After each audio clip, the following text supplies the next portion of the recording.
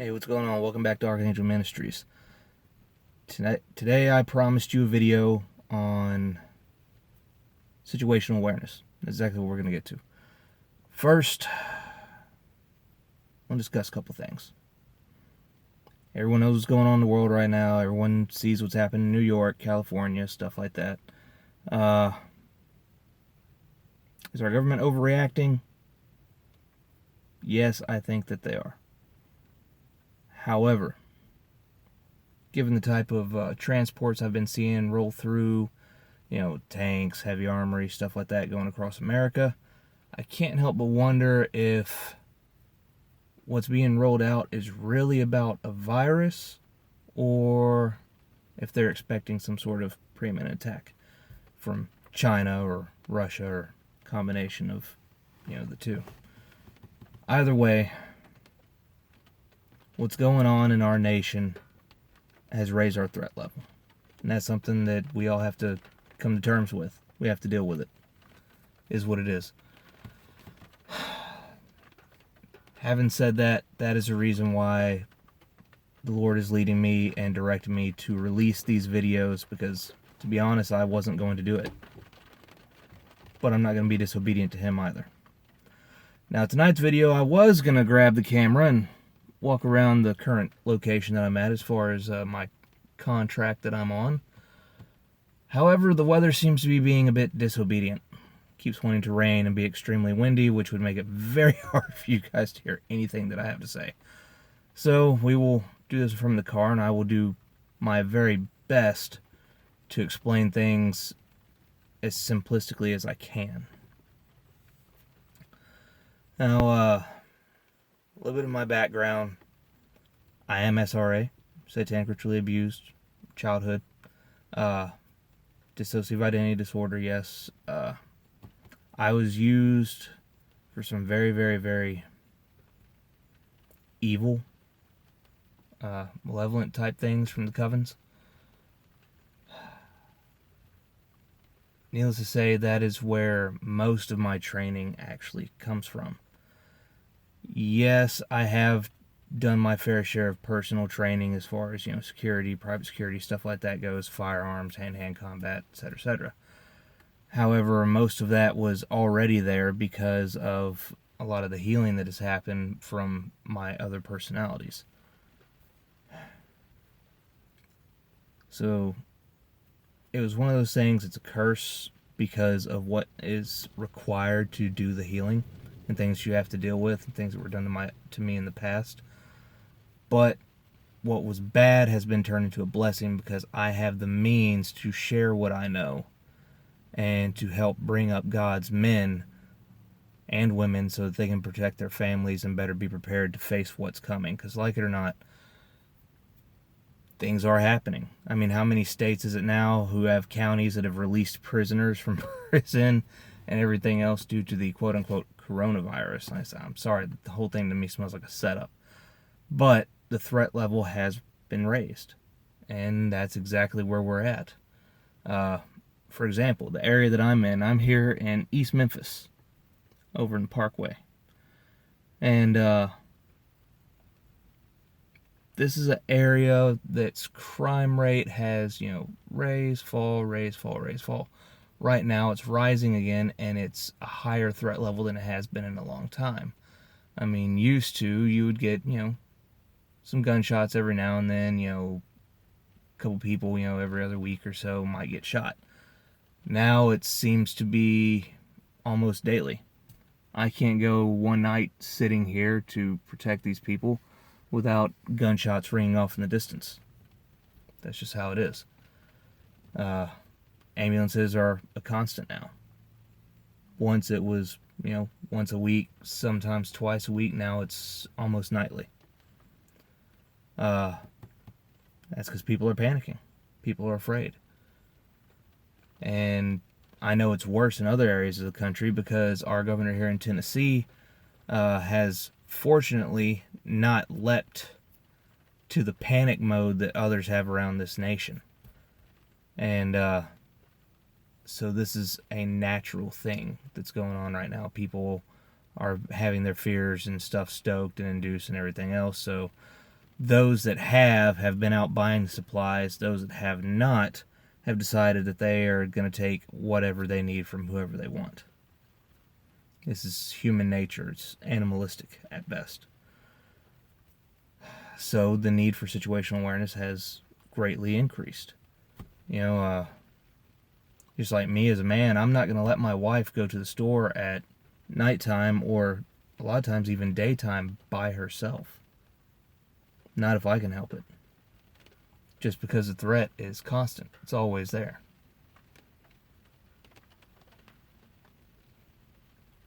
Sorry. I'm trying to be aware. I don't trust anyone that's around here. Especially new vehicles that come in. Alright. Situational awareness. When is the last time you can think of, maybe not recently due to lockdowns, but that you walked into a store or a restaurant and as you sat there you actually noticed what was going on around you? And you weren't just blind and caught up in whatever conversation you were having or tied into your cell phone. Situational awareness isn't being aware of the person in front of you, it's being aware of everyone that's around you. Listening to what they're saying, reading and picking up on conversations and body language. Being able to trust your intuition and your God-given sense to know who's a danger, who's not, and being able to hopefully isolate and pick out if a scenario or something bad is about to happen. For example, most abductions here in Memphis that have to do with sex trafficking happen in public areas. The mall, the Wolf Chase Mall, is actually a prime example of that. People get caught up and they're out shopping or they're at the food court eating or in the restroom or something like that, and next thing they know, their child's not there. Their teenage daughter's not there. She was taken. She was marked by a spotter, followed, and at the earliest opportune moment, they were taken. Why is that? Because her family was an ideal weak victim. They didn't think about the situation they were going into. They didn't bother to acknowledge the fact that statistically speaking, that whole area is a high crime area. How many times have people rang off gunshots or done something stupid in that area? I mean, for crying out loud. But people don't want to look at these things. They want to stay completely ignorant to the nightmare of the world that's around them. And we're entering a time where you cannot make that mistake. You can't. End of story.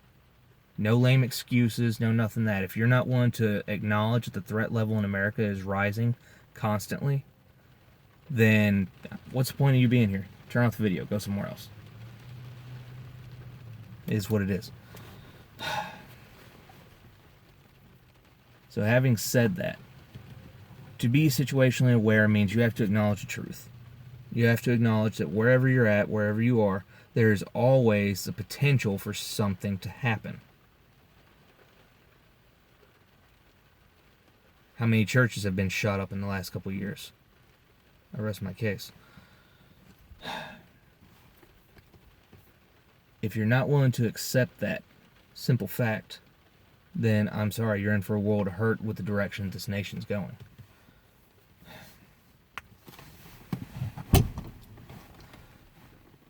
We have to be able to embrace this. Once you embrace simple truth that you are not in control, everything else will start to fall into place. Now, as Christians, we have the benefit of spiritual discernment. If you don't know what that is or you don't have it, pray about it. Ask God for it. He gives us that for a reason, so we can discern good from evil. Who serves who, what, why, and when. All I can do is add on to what you already have going. People's body language gives away everything that you need to know about them. they're going to say a lot more with their body and their reactions than they're ever going to say verbally out of their mouth. That's cold truth. You know,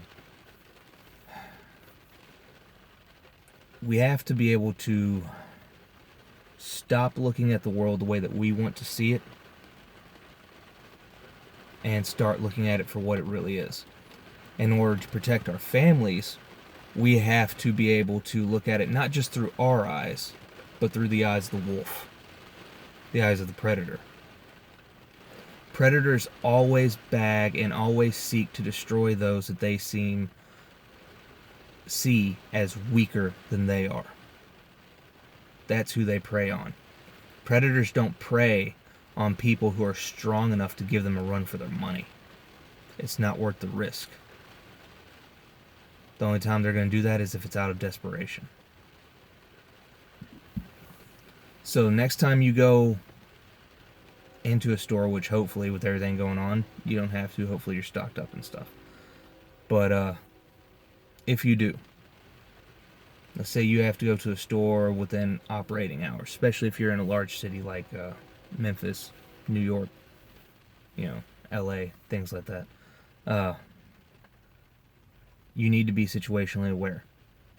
You need to understand that just because there's people in that store that have the money to get what little supplies may be there, there's people outside the store that don't have the money to get that, and they won't hesitate to stick a knife in you, put a gun to your head, do whatever they have to do to get what they want. So what do you do? Alright. First off, let's say you're going to the grocery store. Alright.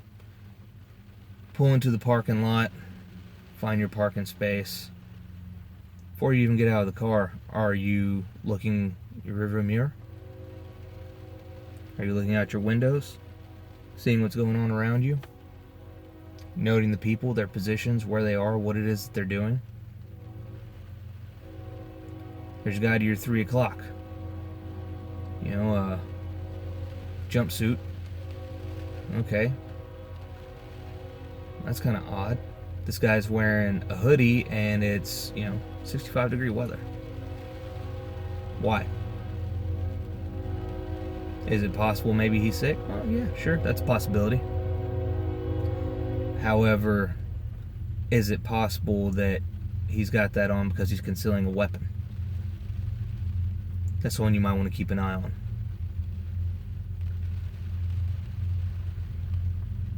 Alright, let's go a little bit further. Alright, you're out of the car now. Car's locked. Have you checked your 6? Have you made sure that person in the hoodie hasn't doubled back around? Have you kept his location? Have you tracked him? What about accomplices? Did you see him with a group of people? Was he around with anybody else?